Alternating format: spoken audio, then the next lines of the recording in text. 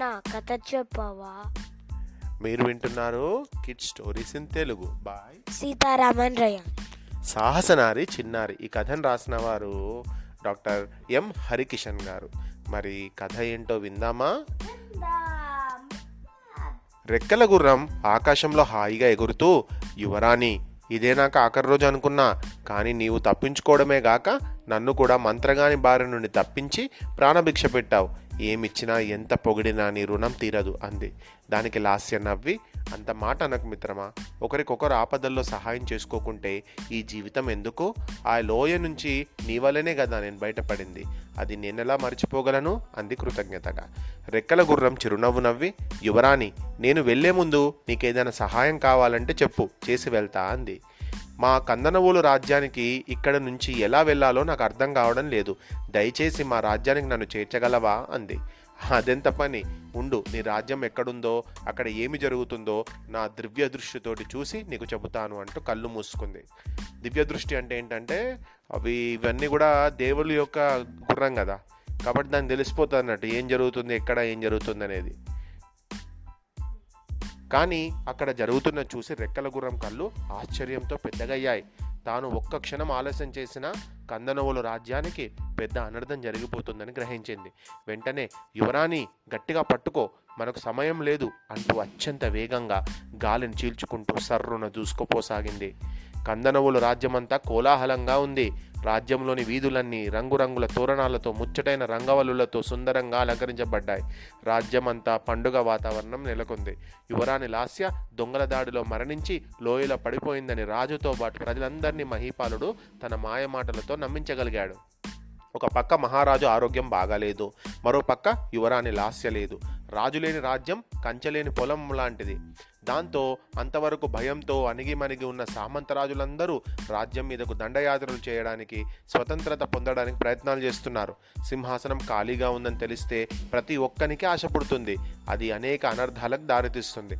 అందుకని మహారాజు విధిలేని పరిస్థితుల్లో మహీపాలుణ్ణి కాబోయే రాజుగా ప్రకటించి పట్టాభిషేకం చేయడానికి ఏర్పాట్లు చేశాడు. ఆ రోజు మహీపాలుని పట్టాభిషేకం. రాజ్యంలోని ప్రముఖులు, సామంతరాజులు, ప్రజలు అందరూ ఆ ఉత్సవాన్ని చూడ్డానికి వచ్చారు. మహీపాలుడు తన చిరకాల వాంఛ నెరవేరుతున్నందుకు చాలా ఉత్సాహంగా ఉన్నాడు. ముఖం ఆనందంతో వెలిగిపోతుంది. పెదవులపై చిరునవ్వులు ప్రవహిస్తున్నాయి. ఖరీదైన కొత్త పట్టుబట్టలు ధరించి వేద పండితుల ఆశీర్వాదాల నడుమ సింహాసనంపై కూర్చున్నాడు. మహారాజు బంగారు పల్లెంలో ఉన్న స్వర్ణ కిరీటాన్ని చేతుల్లోకి తీసుకొని మహీపాలుని తల మీదకు అలంకరించడానికి ముందడుగు వేశాడు. అంతలో అక్కడంతా ఒక్కసారిగా కోలాహలం. ప్రజలంతా ఆకాశంలో చూస్తూ కేకలు పెడుతున్నారు. మహారాజు కూడా ఆశ్చర్యంతో పైకి చూశాడు. తెల్లని రెక్కల గుర్రంపై యువరాణి లాస్య విల్లమ్ములు పట్టుకొని దూసుకొని వస్తూ ఉంది. గాలికి ఆమె వెంట్రుకలు ఎగిరెగిరి పడుతున్నాయి. జరుగుతున్న మోసమంతా ముందే రెక్కల గుర్రం సహాయంతో తెలుసుకున్న లాస్య మొహం కోపంతో ఎర్రగా వెలిగిపోయింది. పెదవులు అదురుతున్నాయి. ఆవేశంతో బుసలు కొడుతుంది. మహీపాలుడు ఆమెను చూసి అదిరిపడ్డాడు. చేతికి చిక్కబోతున్న సింహాసనం జారిపోతుందేమో అని అనిపించింది.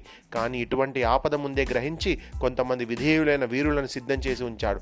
వాళ్ళ వంక చూసి చెయ్యి ఊపాడు. ఆమెను చంపేయండి అన్నట్టు. అంతే, వాళ్ళందరూ చేతిలో కత్తులు పట్టుకొని ఒక్కసారిగా ముందుకు దూకారు. లాస్య వాళ్ళని గమనించింది.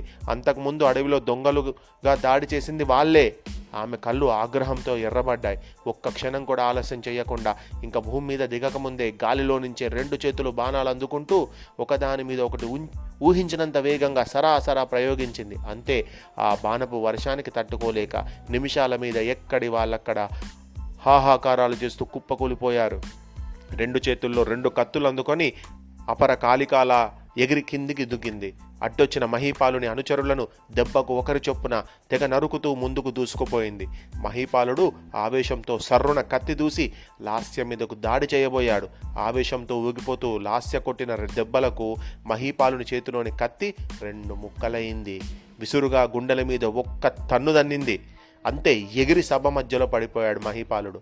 యువరాణి నిండు సభలో వాని గుండె మీద కాలు పెట్టి కత్తి పైకెత్తింది. మహీపాలుడు ప్రాణభయంతో గజగజలాడాడు. నన్ను క్షమించు, నన్ను క్షమించు అని ఎంతో వేడుకున్నాడు. ఛీ నీచుడా, రాజ్యం కోసం చెల్లెలినే చంపడానికి ప్రయత్నిస్తావా? నీది ఒక బ్రతికేనా? కానీ నాకంత ద్రోహం చేసిన అన్నవైన నిన్ను చంపడానికి మనసు రావడం లేదు అంటూ కత్తి కిందికి దించింది. జరిగిన విషయం అంతా తెలుసుకున్న మహారాజు అడవిలో దొంగలు దాచిపెట్టిన నిధిని తీసుకురావడానికి కొందరు సైనికులను పంపించాడు. అదే ముహూర్తానికి ప్రజల జయ జయ ధ్వానాల మధ్య యువరాణి లాస్యకు పట్టాభిషేకం చేసి మహీపాలునికి దేశ బహిష్కరణ శిక్ష విధించాడు. అంటే ఆ దేశంలో నుంచి వెళ్ళిపోవాలి.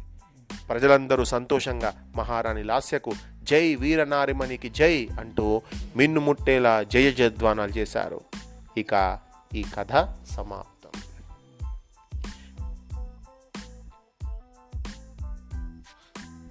ఈ కథ చాలా మంచి కథ కదా.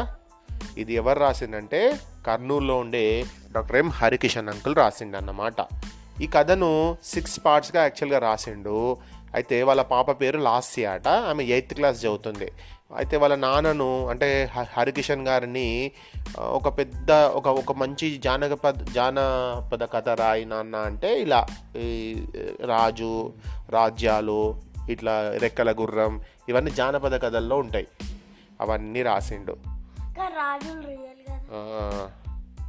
మరి రాజులు రియలే. ఈ స్టోరీ వాళ్ళ ఎం హరికిషన్ గారు వాళ్ళ అమ్మాయి కోసం రాసిండన్నమాట. మరి ఈ కథ అసలు పేరేంటిదంటే యువరాణి లాస్య.